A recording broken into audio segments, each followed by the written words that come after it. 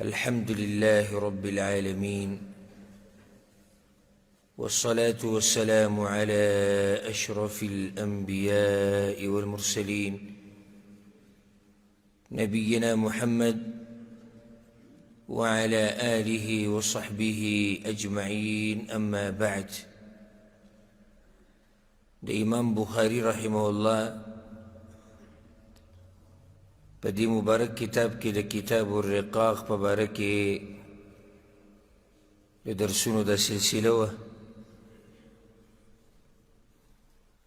آغا خبری چی باقی سر زلون نرمی او آغا خبری چی باقی سر دا خیرت طرف تا توجه او رغبت پیدا کی. دا آغا خبری امام بخاری رحمه الله روڑی دا اللہ دا کتاب نا ایتون روڑی او دا پیغمبر صلی اللہ علیہ وسلم مبارک حدیثون روڑی. پا آخرنی بیان کی آخرنی باب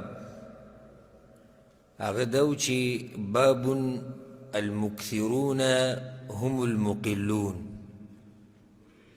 باب پا بیان دا دی کی چی دنیا کی چا سر دیر مالی نو پا آخرت کی اجر د دغه خلکو لږ دی، ډیرو مالونو والا کم اجرونو والا دي. بیا دې خبرې وضاحت شوی او د دې نه استثناء شوی وه چې پیغمبر صلی الله علیه وسلم الا من اعطاه الله خیرا فنفح فيه یمینه وشماله وبین یدیه ووراءه، مگر هغه سړی چې الله ولا دنیا ورکی او د دنیا سره د دې زړه نه لګېدلی د دې مال سره او ویې لګي د خیر په کارونو کې، ښی طرف ته ګس ته مخې ته شا ته هر ځای کې چې د خیر لاره ورته میلاویږي په هغه ځای کې مال لګوي. دا خلک ګټې واله دي. نور چا سره چې ډېر مال دی دا کم اجر واله دي په آخرت کې. بیا هغه اوږد حدیث پکې بیان شوی د ابوذر رضی الله عنه. د هغې نه بعد باب راوړی دی باب قول النبي صلى الله عليه وسلم ما احب ان لي مثل احد ذهبا.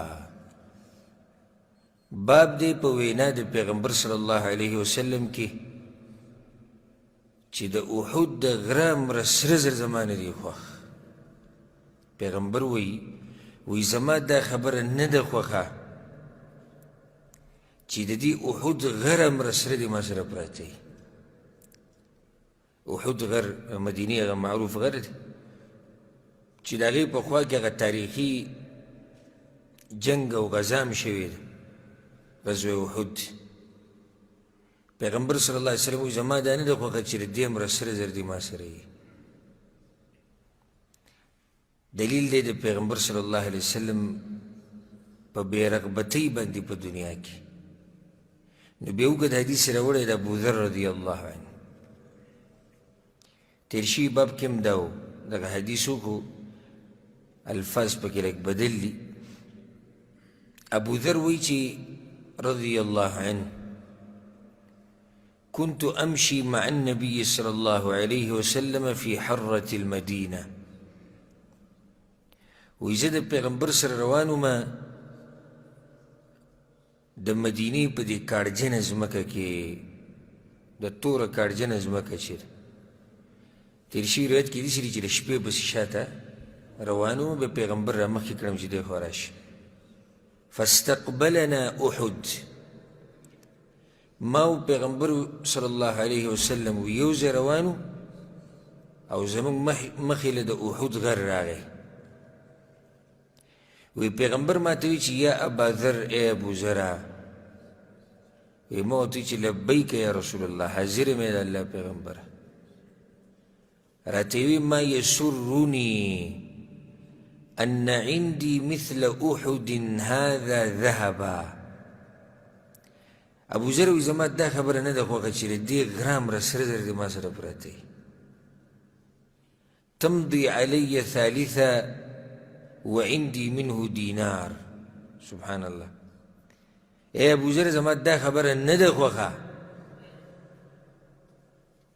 چې ما سره دې دومره سره زري لکه د دې احد غره مره او 3 ورځې دې تېرې شي او په هغې کې دې ما سره 1 دینار پاتې شي دا زما نه ده خوښ الا شیئا ارصده لدین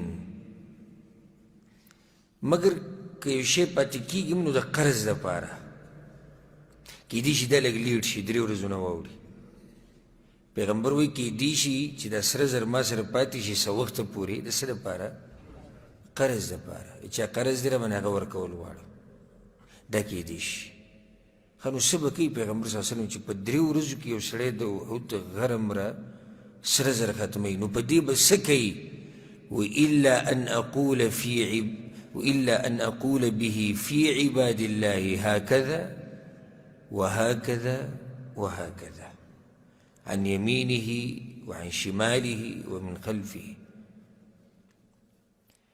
خنو سبك يا رسول الله وإذا الله ببندگانو کې به ورکم دیسی او دیسی ختم بیکم خی طرف تم گستم مخی تم شاتم عرض کې به ولګو که څه دې پاتې م شو نو هغه به د قرض دپاره پاتې کېږي نور به نه پاتې کېږي حدیث اصل کې دې دپاره راوړی دا د پیغمبر صلی الله علیه وسلم سخاوت او دا د پیغمبر صلی الله علیه وسلم زهد او دا د پیغمبر صلی الله علیه وسلم بې رغبتي په دنیا کې که د احد غره مره سره زر پیغمبر صلی الله علیه وسلم وي را سره پراتې د 3 ورځو نه به وانه وړي احد غر د دې مره سره زر وي د 3 ورځو نه به وانه وړي وبه یې لګوم د الله په لار کې دا ابوذر غفاري چې کوم راوي د حدیث دی دا هم ډېر زاهد انسان او خصوصا د پیغمبر نه دا قسم حدیثونه اورېدلي که سخت زاهد انسان تاریخ کې دا راځي د په تاریخ کې او سیرت کې چې د به کجور هم سبا ته نه پرېښوده کور کې چې د کجورې به پرتې وي که نه او ښځې به ورته وایي چې ابوذره سبا ته به یې پرېږدو وایي سبا به الله بیا راکوي دا اوس ورکه غریبانانو ته سبا به بیا الله راکوي او ډېرې سختې فتوې به یې لګولې ډېرې سختې فتوې چې چا به دا مال جمع کوو که نه ابوذر غفاري به په هغه باندې ډېرې سختې فتوې لګولې نو عثمان رضی الله عنه په دور کې به دی هغه مدینې نه ولېږو چېرته شام ته معاویه رضی الله عنه خواته معاویه به یې د هغه ځینې راولې هلته هم دا فتوې ورکولې معاویه به یې د هغه ځینې راولېږو بیا راغی مدینې ته بیا یې مدینه کې دغه کار بیا هغه ربذه کلي علاقې ته ورویستو هلته لاړ چې هلته بیا ابوذر غفاري رضی الله عنه یوازې وفات شو مونږ سیرت په درسونو کې دا خبرې بیان کړي پیغمبر صلی الله علیه وسلم ما سره وپاتې نه شي بیا وی ثم مشى روان شو وی ما ته وی ابوذر ان الاکثرین هم الاقلون یوم القیامه دا چې ډېر مالونه دي ورسره که نه دوی سره به ډېر لږ اجر قیامت په ورځ الا من قال هكذا وهكذا وهكذا عن يمينه وعن شماله ومن خلفه ابوذر هغه سړی ته بچ دی چې داسې ورکړي په ښی طرف او ګس او مخې ته او شاته بیا ورته وقلیل ما هم ابوذر دا لږ دي ګورې داسې خلک لږ دي دا نصیحت پښتنو ته احد غره مره سره زر وي ما سره پراتې 3 ورځې پیغمبر صلی الله علیه وسلم وي تېرې وبې نه شي راشي چې دې څومره یې جمع کړي دي دنیا والا دومره یې جمع کړي دي دومره چې تپوس مه کوه په خپله به یینې یو یتیم یو کونډه یو غریب لړزیږي به د یخ نه به رپېږي د لوږې نه به ټوپونه وایي چغې به وایي ماشومانان به جاړي یو دینی کار کې به ضرورت وي یو جومات ته به ضرورت وي یو کوهي ته به ضرورت وي یو مدرسې جامعې ته به ضرورت وي یو لارې ته به ضرورت وي خو ده چې ځان سره کومې غوټې وله ورکړي که نه تپوس مه کوه بیا دا غوټو والا نه وي دا غوټو والا دا خراب دي آخرت کې د دوی قصه به یې ګډوډه ده. پیغمبر صلی الله علیه وسلم اسماء بنت ابي بکر رضی الله عنها اسماء ته نصیحت کړو وی اسماء غوټې ورنکي ګورې الله به غوټې ورکي غوټې ورنکي الله به غوټې ورکي. اوس دا موږ په خپلو سترګو لیدلي دي. ورب الکعبه چې کوم سړی مال له غوټې ورکوي او بخیلي او د الله په لار کې نه لګي او صرف ځان پیژني خېټه بچي ښځه د دې سړي ژوند سره د ډېر ماله را به شي باب دې پسې روان دی الغنى غنى النفس سره د ډېر ماله خوار او زار ژوند دی تېروي خوار او زار ډېر تنګ لنډ ژوند ډېر تنګ لنډ او د کمې چې لګوي د الله په لار کې او په خلکو او په یتیمانانو او په غریبانانو او په میلمنو او په ملګرو دا سړی الله یې ساتي. ښکلی ژوند ښایسته ژوند اجر هم ګټه او د دنیا نه فایده هم واخلي. ځکه چې هلته د غوټې نه دي ورکړي نو الله هم غوټه نه ده ورکړې. دې څه مطلب دی چې الله غوټه ورکړي؟ الله سره پیسې دي غوټه وله ورکوي؟ الله پې نعمتونه راتنګ کړي. ښه نو سړی چې پیسې خو سره پرتې دي څنګه پې الله نعمتونه راتنګ کوي؟ ځان یې نه خرج کوي. نو دا مال د سره څه دپاره دی؟ الله وله بیا ولې ورکړی؟ چوکیداري کوي. او دویم وارثانو دپاره یې ساتي. بس دقې دپاره ما جي وي هلته پلاني ځای کې مې بنګله جوړه کړه هلته مې پټی واغېستو هلته مې دا وکړو هلته مې دا وکړو. نو ستا دې حال ته ته وګوره ته دې خپل حال ته وګوره دا دومره هر څه دې څه دپاره کړي دي؟ د الله په لار کې لګولی شي دلته یو غریب دی راشه دلته یو جومات دی راشه دلته یو مدرسه دی راشه یو جامعه دی راشه یو عالم دی د دعوت په باب کې مرسته کول غواړي راشه راشه نه دغه ورته مه وایه دغه ورته مه وایه بس جمع کوه او جمع کوه جمع کوه او جمع کوه. د پیغمبر نه طریقه یې زده کوي وایي چې د احد غرم سره زر راسره پراته وي 3 ورځې به راسره ایثار نه شي 3 ورځې به راسره ایثار نه شي. او ځکه عایشه رضی الله عنها چې د پیغمبر صلی الله علیه وسلم سره د هغې تربیت شوی و د هغه په نکاح کې وه د هغې په باره کې راځي چې ډېر مال وله خوا ته راغلی و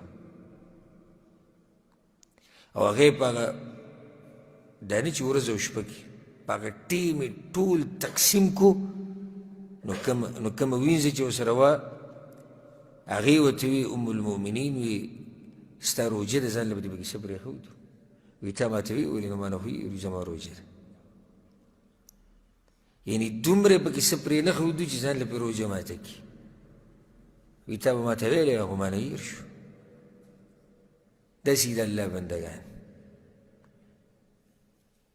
لږي که ډېرې لږې او که ډېرې بس د الله په دین کې لګوه. الله دا تجارت د الله سره دی ورته الله سره تجارت نه ختمېدونکې نه ضایع کېدونکې تجارت دی.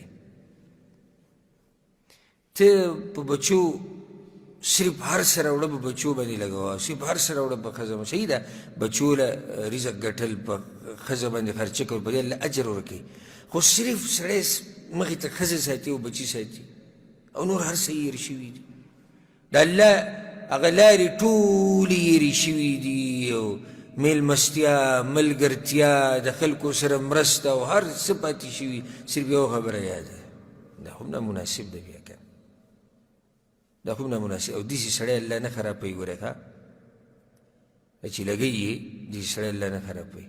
یو دلیل پې هغه هم دی چې کله پیغمبر صلی الله علیه وسلم باندې اول پیر وحي راله پیغمبر صلی الله علیه وسلم د یېرې په حالت کې راغی واپس کړه خدیجې ته یې حل وي خدیجې ورته څه ووي الله به تا نه خرابوي ولې به یې نه خرابوي ته وایي د غریبانو سره مرسته کوي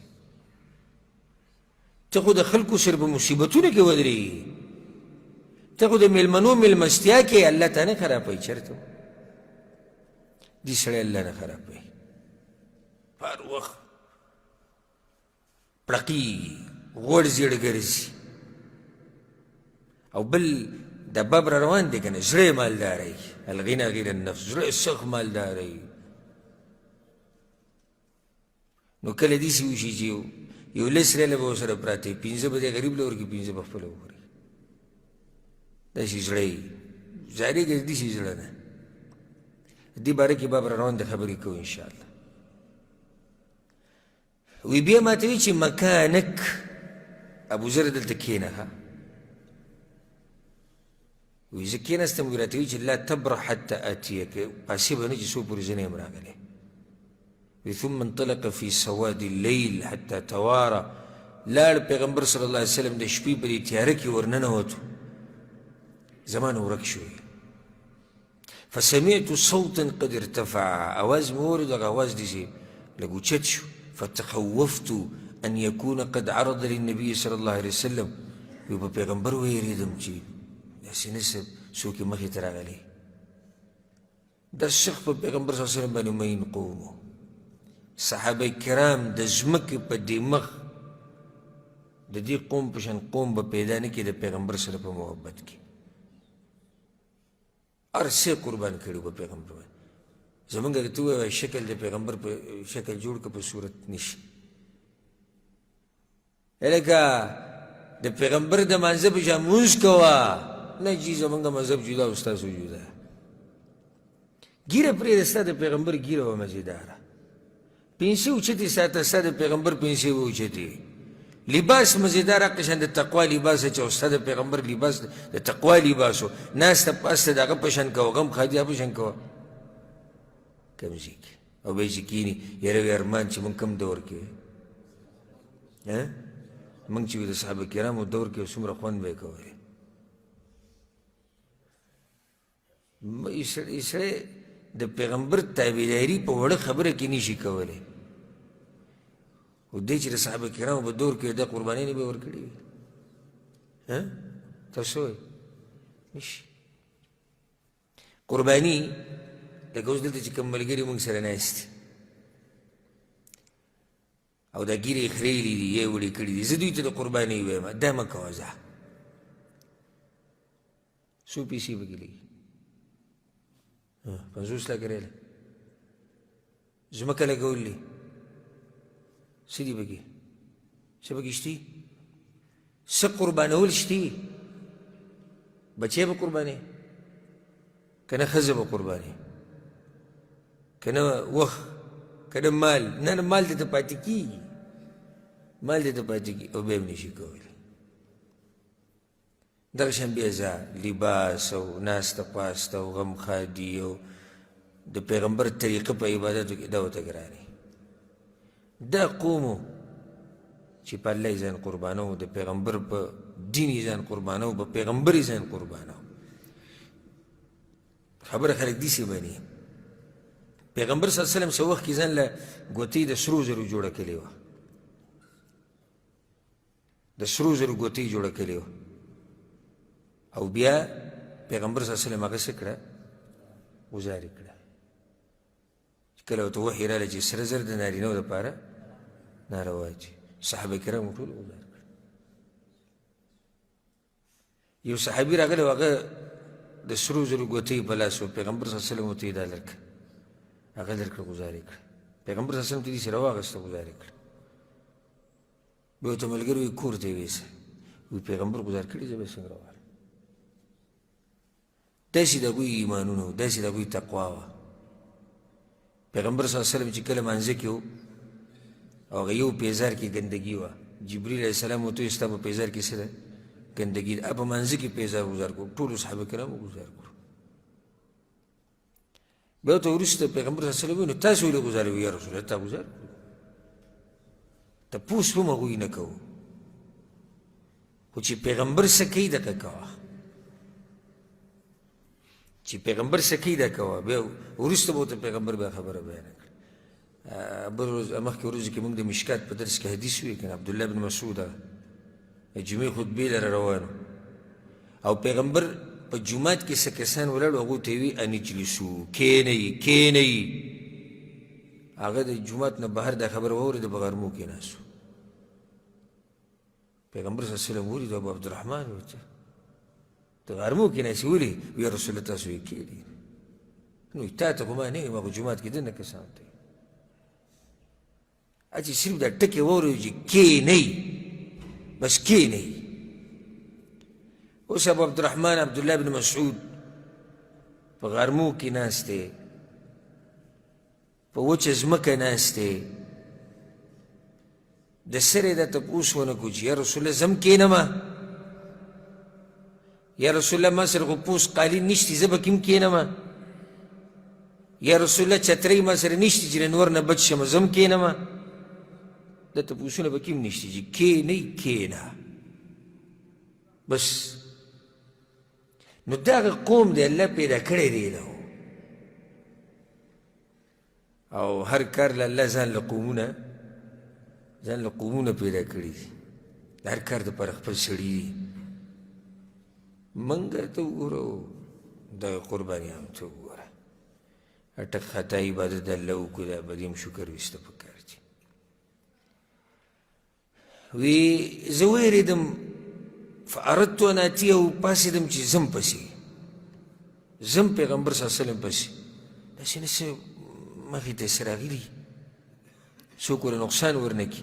فذکرت قوله لي، ګوره تابعداري، وی د پیغمبر وینا مې هغه ذهن ته راغلی چې لا تبرح ابوذر ړقېږه به نه چې څو پورې زه نه یم راغلی. دوی ما چې پیغمبر خو وایي چې ړقېږه به نه. سبحان الله، داسې تابعداري د پیغمبر صلی الله علیه وسلم. دا قوم به الله جنت ته نه بوځي، دا قوم به په جنت کې مشران نه وي چې داسې دوی تابعداري د پیغمبر صلی الله علیه وسلم. یو صحابي د پیغمبر صلی الله علیه وسلم خوا ته راغلی بانډچي و، او پیغمبر یې ولیدو چې دا غاړه یې کولاو وه.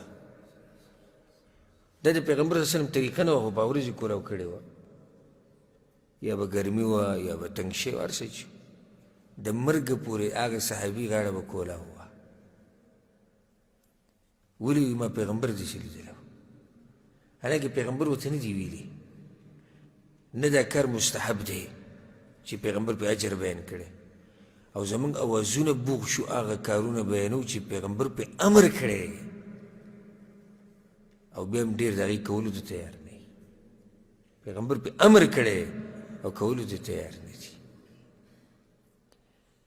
وی بیا زه ونه خوځېدم، پیغمبر صلی الله علیه وسلم راغی حتی اتانی، قلت یا رسول الله، ما ورته ویل چې هی د الله پیغمبره لقد سمعت صوتا تخوفت، یا رسول الله څه خبرې مې واورېده ویرېدم. نو هغې مې ورته ذکر کړی، ما ته وایي چې وهل سمعته، ته هغه اواز واورېدوس؟ وی ما ورته وایي چې نعم، راته وایي چې ذاک جبریل راغلی و.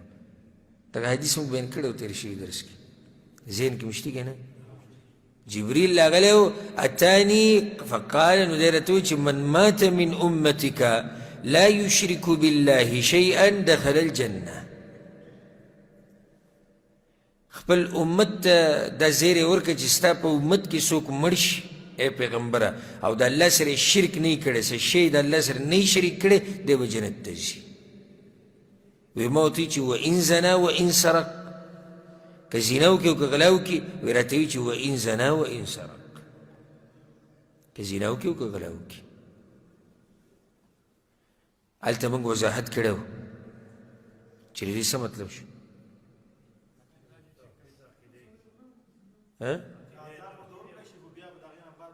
که عذاب ورته ورکړی شي، د دې معنی دا نه چې بلکل عذاب نشتی، د دې معنی دا نه ده چې بلکل عذاب نشتی.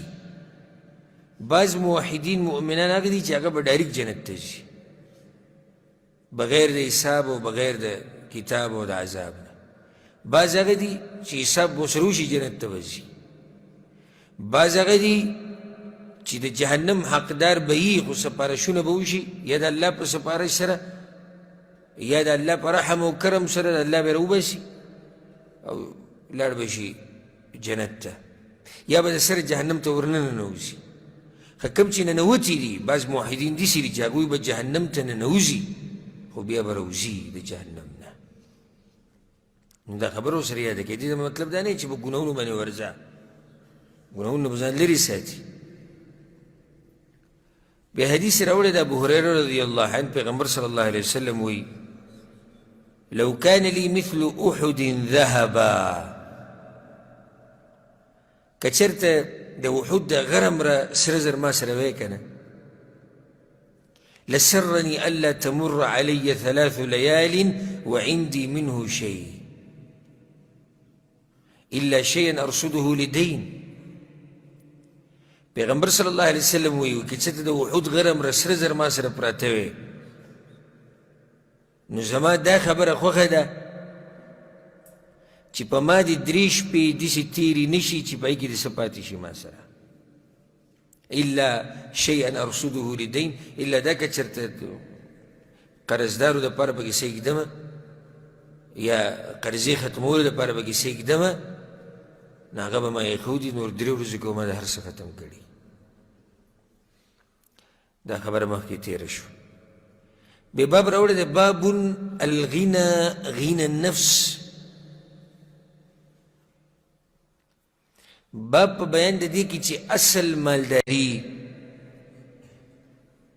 هغه دا ده چې زړه دې مالداری. اصل مالداري دا ده چې نفس دې مالداری، نفس دې بې پروایي، استغنا.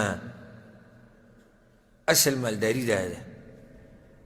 وقول الله تعالى آيات راوړی أيحسبون أنما نمدهم به من مال وبنين نسارع لهم في الخيرات بل لا يشعرون إلى قوله تعالى من دون ذلك هم لها عاملون. دا آیتونه خو ډېر اوږده دي. سورة المؤمنون کې دي د 55 نه واله 3 شپېته پورې، خو دا اولني 2 آیتونه دا مقصدي دي.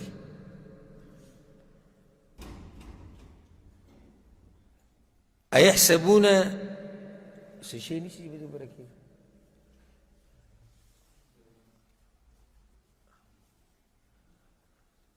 أيحسبون أنما نمدهم به من مال وبنين نسارع لهم في الخيرات بل لا يشعرون. الله دې هغه خلکو په باره کې خبره کوي چې الله په دنیا په باره کې امتحان راوستی دی. لکه یو سړی دی الله وایي زه له ډېر مال ورکومه، یا د کافران شو یا د مجرمان شو، الله وایي زه له ډېر مال ورکومه زامن ولم ورکومه. نو د هغوی دا ګمان دی چېرې موږ یو بس کامیاب یو ذکر الله د هر سره کې. الله وایي نه، بل لا یشعرون. دغه پوه هم نه دي په دې باندې چې دا امتحان دی. کله ګوره د الله امتحان داسې ښه پرېږدي دي نو هغه چا باندې چې امتحان وي د هغه څه مطلب وي؟ یعنې الله په ما رحم کړی. اوس یو سړی د الله له ډېر مال ورکړی او زامن او دنیا ولا سمه ورکړی، د سم خوشحاله دی. کیدی شي چې دا د الله د رانیویو طریقه یې الله کله انسان ګورې داسې هم رانیسي، پرېږدي او یکدمې راونیسي. او د هغې نه بغیر د دنیا امتحان دی. دا مال زیاتېده مال کمېده دا دواړه امتحان دی. فأما الإنسان إذا ما ابتلاه ربه فأكرمه ونعمه فيقول ربي أكرمن. الله دې انسان صفت بیان کړی، څه ناشنا صفت دی. الله وایي چې کله دې انسان له ډېر مال ورکمه او نعمتونه وله ورکم نو بیا ځای په ځای ګرځي ګر وایي الله راله عزت را کړی دی او بس الله راله هر څه را کړي دی او بس لکه زه څوک یم. وأما إذا ما ابتلاه فقدر عليه رزقه فيقول ربي أهانن. الله وایي کله په دې شکل کې امتحان راولم چې رزق پې تنګ کم نو بیا ګرځي ځای په ځای شکوي شکایتونه کوي وایي الله ذلیله کړی یم. حالانکې دواړه په غلطه دي. ولې دواړه په غلطه دي؟ دواړه په امتحان کې دي. که الله دله دنیا ډېره درکړې ده یا مال یې درکړی یو دا مطلب نه شي چې بس ته یاره بس زه به ډېر ښه سړی یم او زما یو ګناهونه بخلی شوي دي او دیندارۍ ته نور ضرورت نشته او بس دا مال چې الله راکړی دی خو الله به راپکې څه لیدلي؟ نه، دا امتحان دی. که غریب یې دا هم امتحان دی. شکوي شکایتونه مه کوه. هر حال کې دا د الله امتحان دی. د دنیا د دارالابتلا، د ابتلا د مصیبتونو او د امتحانونو ځای دی د دنیا. یو سړی وایي چې امام بخاري وایي چې اصل مالداري د زړه او د نفس مالداري ده او بیا د آیت راوړو دې آیت د هغې سره څه کار دی جواب دا دی امام بخاري دا وایي دغه خلک دا چې په دنیا خوشحاله دي او دنیا ته یې ډډې لګولې دي او دا ته یېره شوې ده چې یاره دا دنیا یو امتحان دی نو دا هغه خلک دي چې صرف ظاهري مالداري ورسره ده د زړونو د نفس مالداري ورسره نشته حدیث راوړی پیغمبر صلی الله علیه وسلم وایي د ابوهریره رضی الله عنه روایت دی لیس الغنى عن کثرة العرض مالداري دا نه ده چې یو سړي سره د سامان او پیسې ډېري مالداري خو ده خو حقیقي مالداري نه ده بنیادي مالداري هغه دا نه ده چې یو سړي سره سامان ډېر دی یو سړي سره ځمکې ډېرې دي یو سړي سره جیدادونه ډېر دي نه ولكن الغنى غنى النفس پیغمبر صلی الله علیه وسلم وایي اصل مالداري هغه د زړه او د نفس مالداري ده چې ستا دا زړه بې پروایي موړ چې ستا دا نفس موړي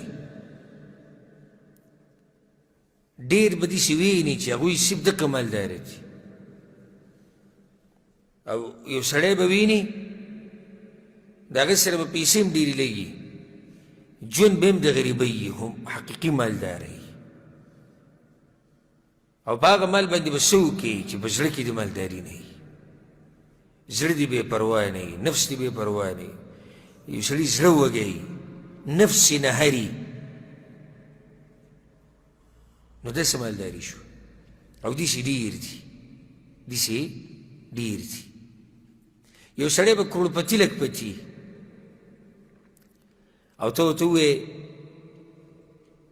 چې یاره دلته خرچه کول غواړي څه ځای ورته یاد کړي به د ده لاس ورپره پیدا شي او کله سبا او بل سبا او خبرې به ټولې ګډې وډې شي د غریب او یو سړی به غریب به یې ته ورته لکه داسې کې څه ضرورت دی پیسو بس صحیح ده دا به شي وي لاړ شي د بل چا نه قرض کې راوړي دا دی مالداره نفسي مالداره دی نفسي موړ دی دا د مؤمن شان دی زړه به هر نه ساتي اصل مالداري دا دی موږ پیژنو موږ لیدلي هم دي داسې ځوانان چې ورسره په جیب کې یو څو ریال او روپۍ پراتې او غریب یې مخې له راشي که او دی به غریب سړی راولي هغه له ورکړي دا دی مالداره میلمه شه پې چېرته ښه غریب به وي خو داسې اکرام به درله وکړي چې ته به حیران شي د ځان نه به یې تمه پیدا کړي زه هم څوک یم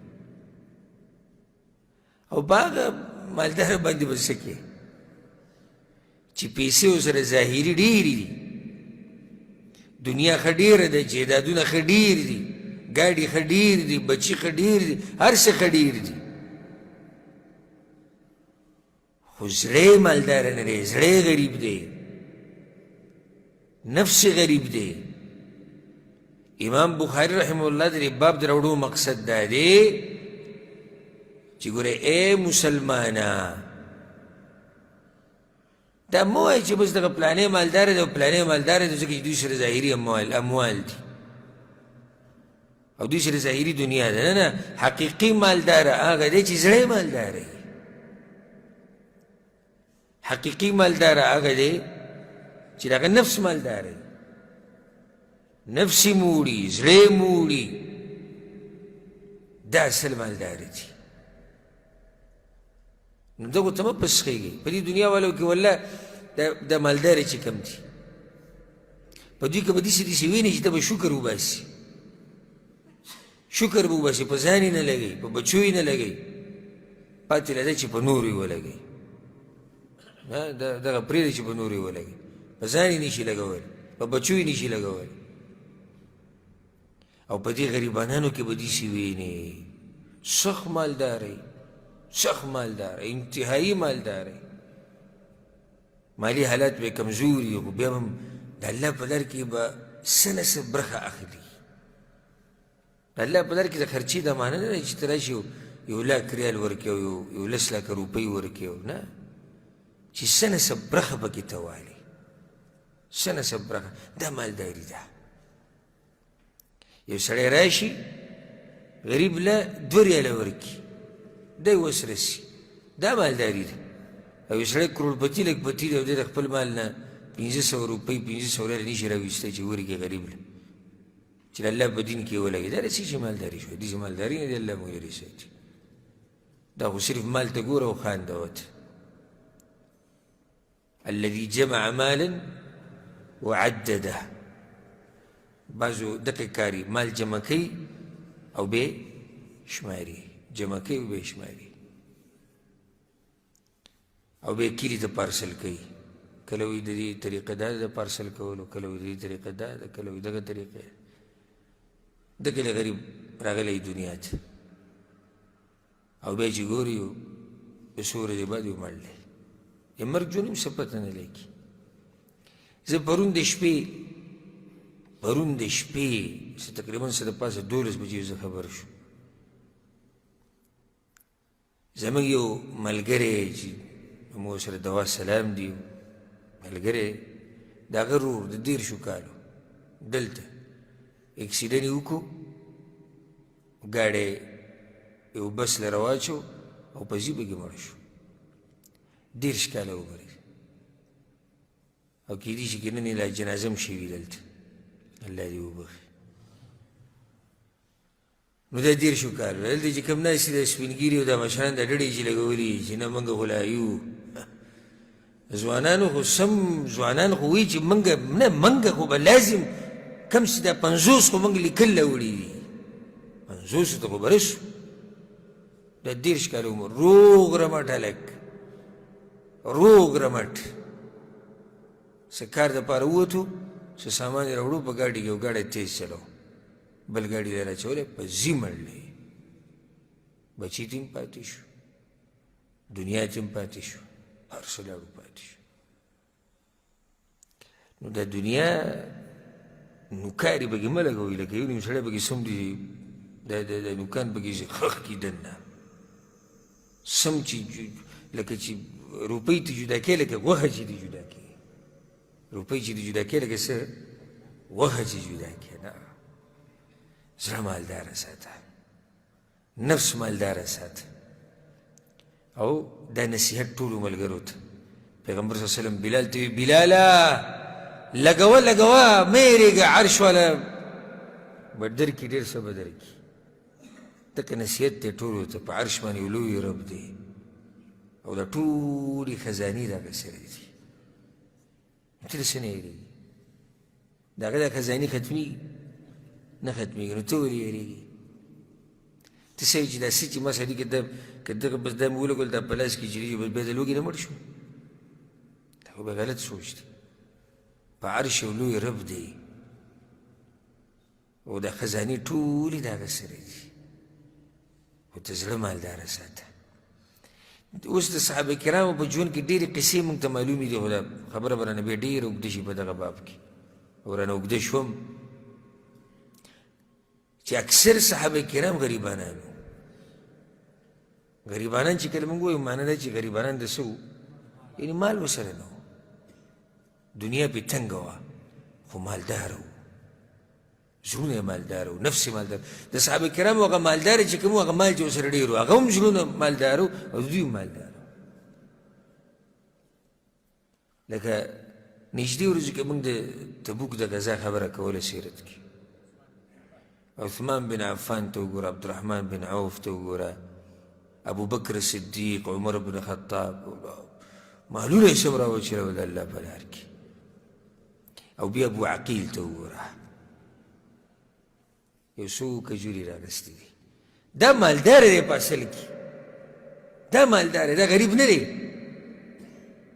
غریب خو هغه دی چې دې ورسره غوټې وله ورکړي دي مالداره دا دی همدغه کجوري یا رسول الله دغه ویې نه بس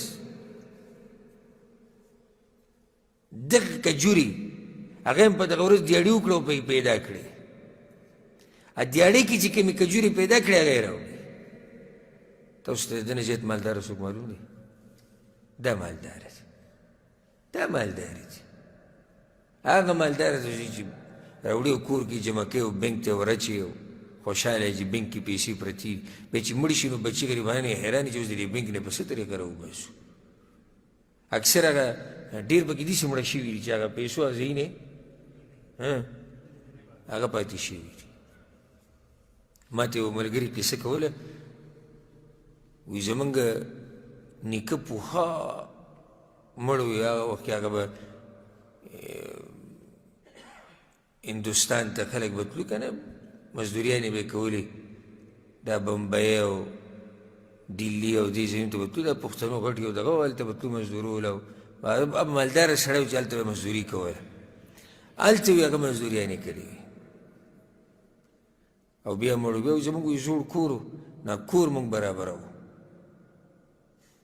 بیا کور م برابروو چې هغه یو کوټه م راواچوله هغه پخواني کورونه وو کچه کورونه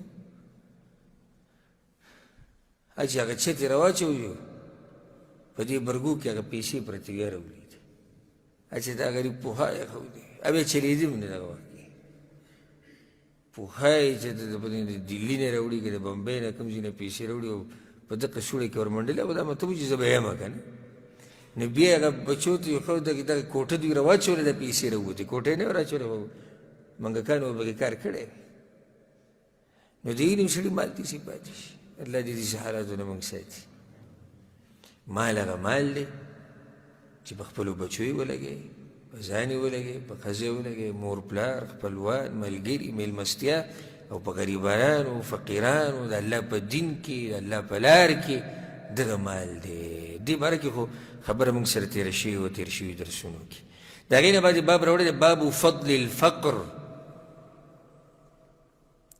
دا باب راوړی دی فضیلت د غریبوالي الله اکبر یعنې غریبۍ ته په سپک نظر نه ګوري غریبۍ ته په سپک نظر نه ګوري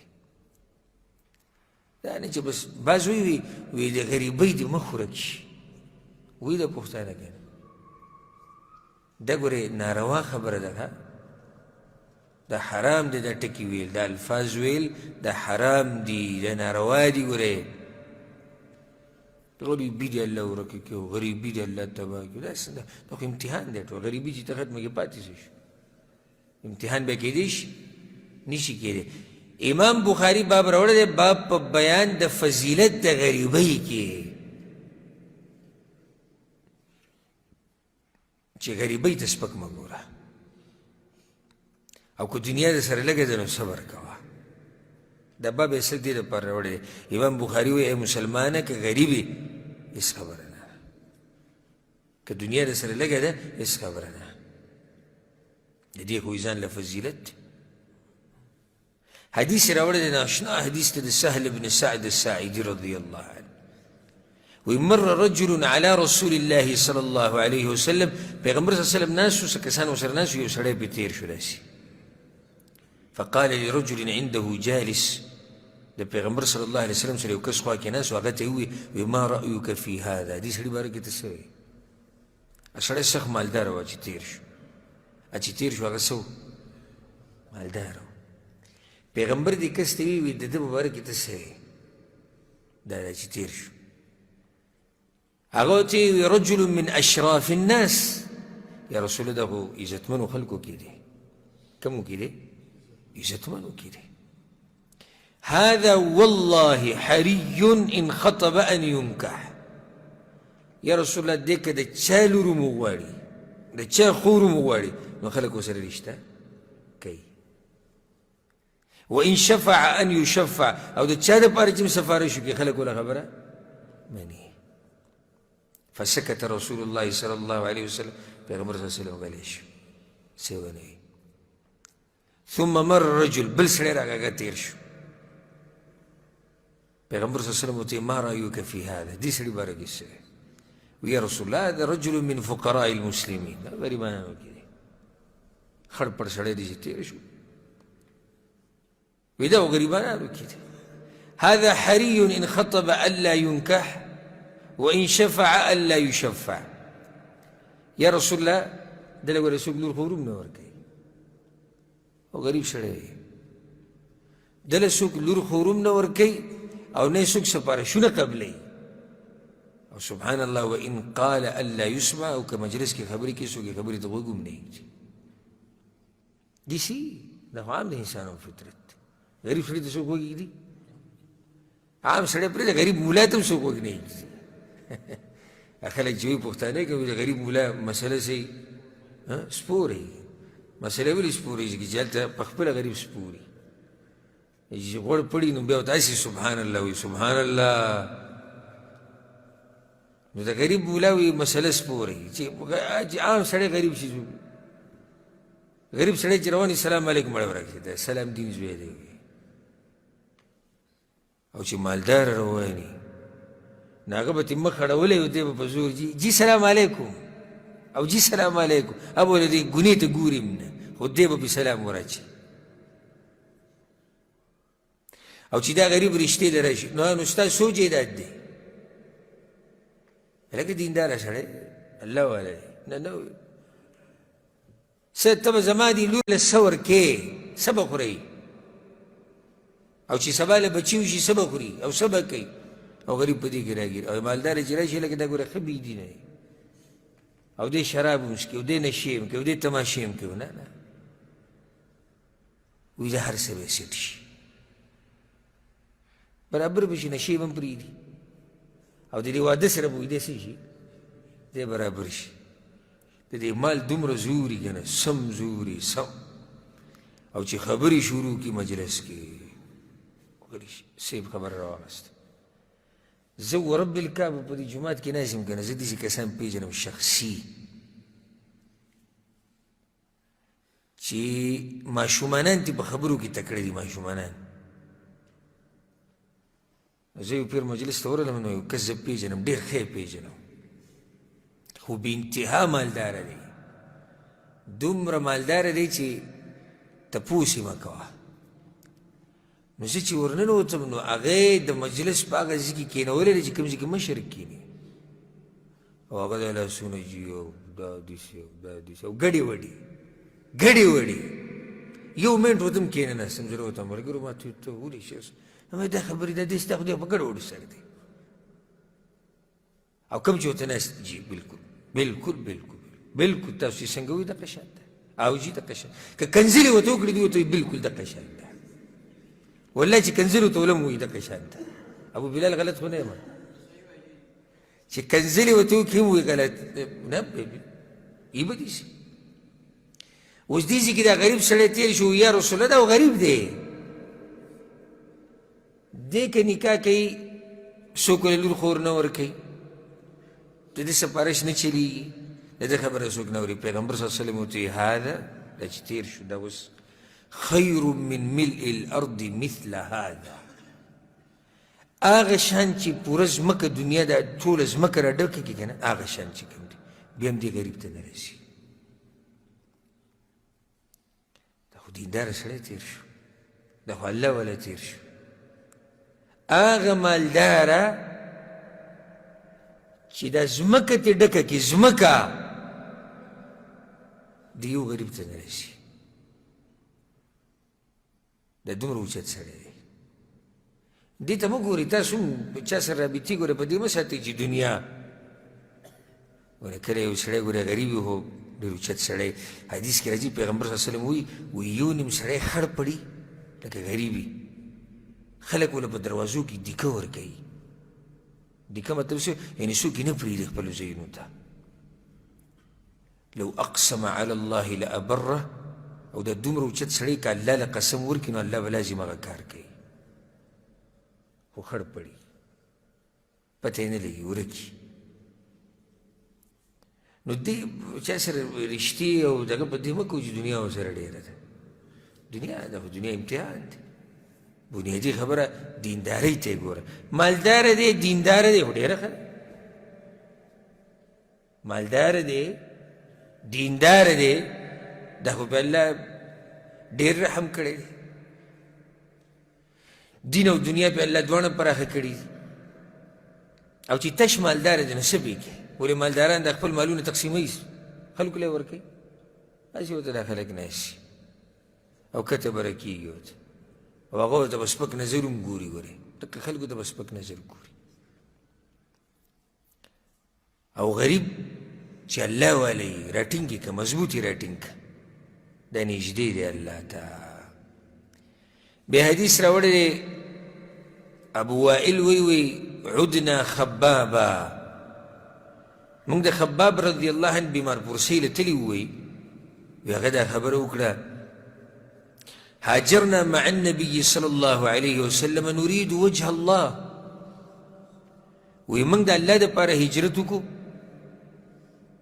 رالو مدینې ته، فوقع اجرنا على الله، زموږ اجر د چا سره شو؟ د الله سره شو. فمنا من مضى لم يأخذ من أجره شيئا، باز پکې وي زموږ په دې ملګرو کې د دنیا نه لاړو او دنیا کې ورته هېڅ هم میلاو نه شو، د دنیا نه دقه شان لاړو. منهم مصعب بن عمير، یو وي په هغوی کې مصعب بن عمير رضي الله عنه، قتل يوم أحد، د احد په ورځ شهید شوی، وترك النمرة،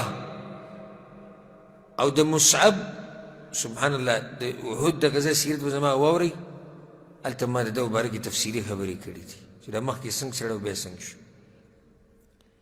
وی شهید شو او په میراث کې یو صادر پرېښو، بس یو صادر و، یو صادر، وترک نمره. نو پیغمبر صلی الله علیه وسلم وایي چې دا صادر پې ور واچوئ، کله قبر کې سملو که نه وی دا صادر پې ور واچوئ. فاذا غطینا رأسه بدت رجله واذا غطینا رجلیه بدا رأسه، وی چې سر به مو له پټ کړو هغه صادر دومره چې خپې به یې ښکاره شو، چې خپې به له موږ پټې کړي سر به یې ښکاره شو. دا ګوره مصعب بن عمیر دی، جنتي انسان. وی پیغمبر صلی الله علیه وسلم موږ ته وایي چې فامرنا النبي صلی الله علیه وسلم ان نغطي رأسه، پیغمبر وی سر وله پټ کړئ ځه، ونجعل على رجليه شيئا من الاذخر، او په دې خپو ته اذخر واچوئ، سرګړی ورته وایي، یا دا په دې مکه کې خاص قسم واښه و بوټی و، اذخر به ورته وایي، دا ورته په دې خپه ور واچوئ. ومنا من أينعت له ثمرته، وی د بعضو میوې پکې پخې شوي دي، فهو يهدبها ليجدر شوکۍ خوري. اوس دې ځای کې امام بخاري ولې دا حدیث راوړی؟ غریب دی خو څومره اوچت انسان دی، او معمولی غریب نه دی چې شاته دې صرف څه پاتې شو؟ یو صادر. صادر د کار دی؟ هم د کار نه دی. په سر ورته وراچې خپې ښکاره کېږي، په خپو ورته وراچې سر ښکاره کېږي، خو څومره اوچت انسان دی د الله په نس. ما مخکې تاسو ته دا خبره ذکر کړې وه، ما بعض ګورې په دې ځمکه کې ورک دي خو مشهور دي کوم ځای کې؟ اسمانونو کې. او بعض په ځمکه کې ډېره دبدبه او شهرت او مشهور دي خو په اسمانونو کې ورک دي. کوشش کوو چې په اسمانونو کې مشهور شي، په اسمانونو کې. دنیا د شهرت د ګوره فایدې نه ورکوي. نو د غربت فضیلت، مصعب بن عمیر ښه غریب انسان دی خو جنتي دی، ښه غریب انسان دی، شهید دی، د پیغمبر ملګری صحابي دی. او اکثر صحابه کرام چې هغه څه وو یا غریبانانو. یو حدیث کې داسې هم راځي ګورئ، پیغمبر صلی الله علیه وسلم وایي څوک چې زما سره محبت کوي نو د غریبۍ دپاره دی لوښی تیار کړي. څه معنا دی؟ یعنی اکثر زما سره پیغمبر وایي زما سره چې څوک محبت کوي اکثر غریبان دی. نو پیغمبر وایي چې ما سره محبت کوي نو بیا لوښی د غریبۍ ته تیار کړه، راځي به درباندې غریبي. الله دې زموږ په حال باندې رحم وکړي. په دې به اکتفا وکړو. دې باب کې نور هم ډېر ناشنا حدیثونه د پیغمبر صلی الله علیه وسلم د غربت ژوند کې تاسو واورېدو حیران به شئ. روان درس کې به یې واورئ چې پیغمبر صلی الله علیه وسلم څنګه ژوند و، او بیا د صحابه کرامو د غربت قصې امام بخاري به یې راوړي. دا به انشاءالله پر روان درس کې بیانو. الله دې دنیا نه الله سبحانه وتعالی دې زموږ په زړونو کې بې رغبتي پیدا کړي، او الله دې زموږ توجه آخرت ته کړي. هذا والله أعلم، وصلى الله وسلم على نبينا محمد وعلى آله وصحبه أجمعين.